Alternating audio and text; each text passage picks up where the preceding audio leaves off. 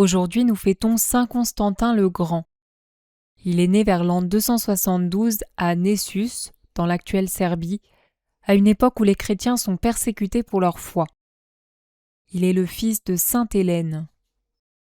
Constantin est élevé dans le monde militaire et politique de Rome. Son intelligence supérieure à la moyenne et son ambition lui permettent de monter les échelons et il devient rapidement l'un des hommes les plus puissants de l'Empire. L'événement décisif de sa vie a eu lieu avant la bataille du pont Milvius, près de Rome, en 312. Constantin voit dans le ciel une croix lumineuse accompagnée de ces paroles « Par ce signe, tu vaincras ».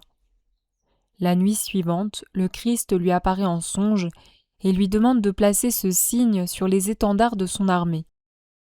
Constantin obéit et il fait peindre les premières lettres du nom du Christ en grec sur les boucliers et les enseignes militaires. Il remporte la victoire contre son rival Maxence et attribue ce triomphe au Dieu des chrétiens. En 312, saint Constantin publie avec Licinius l'édit de Milan qui accorde la liberté religieuse dans tout l'Empire romain.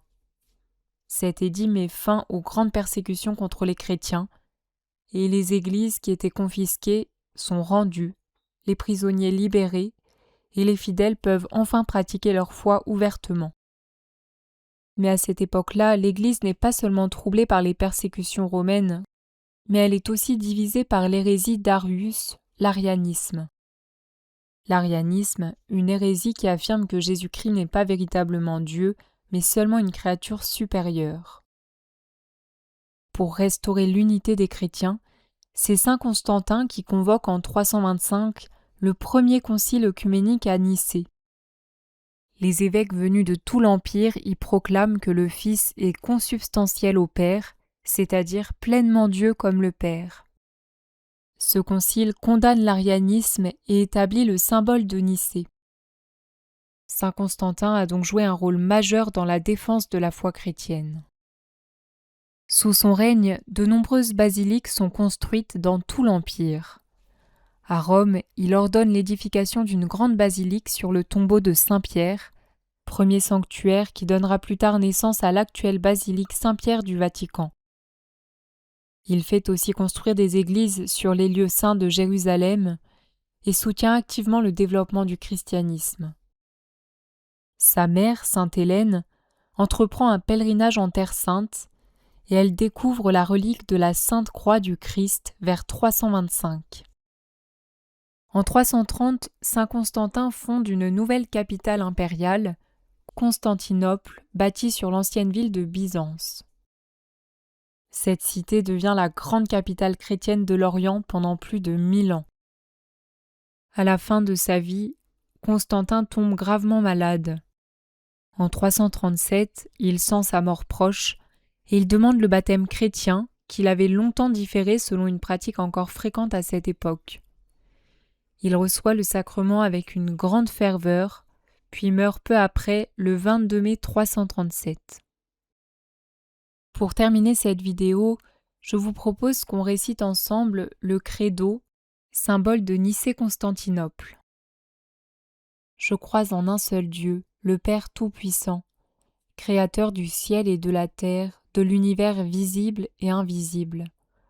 Je crois en un seul Seigneur Jésus-Christ, le Fils unique de Dieu, né du Père avant tous les siècles.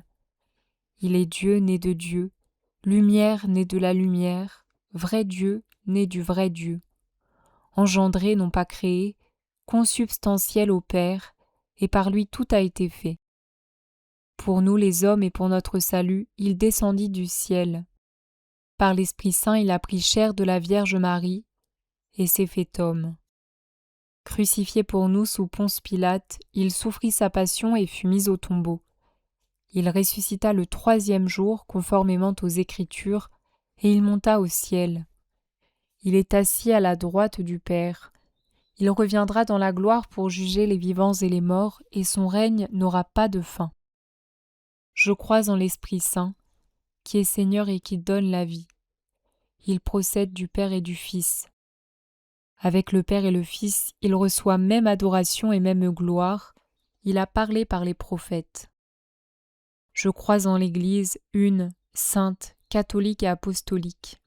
Je reconnais un seul baptême pour le pardon des péchés. J'attends la résurrection des morts et la vie du monde à venir. Amen.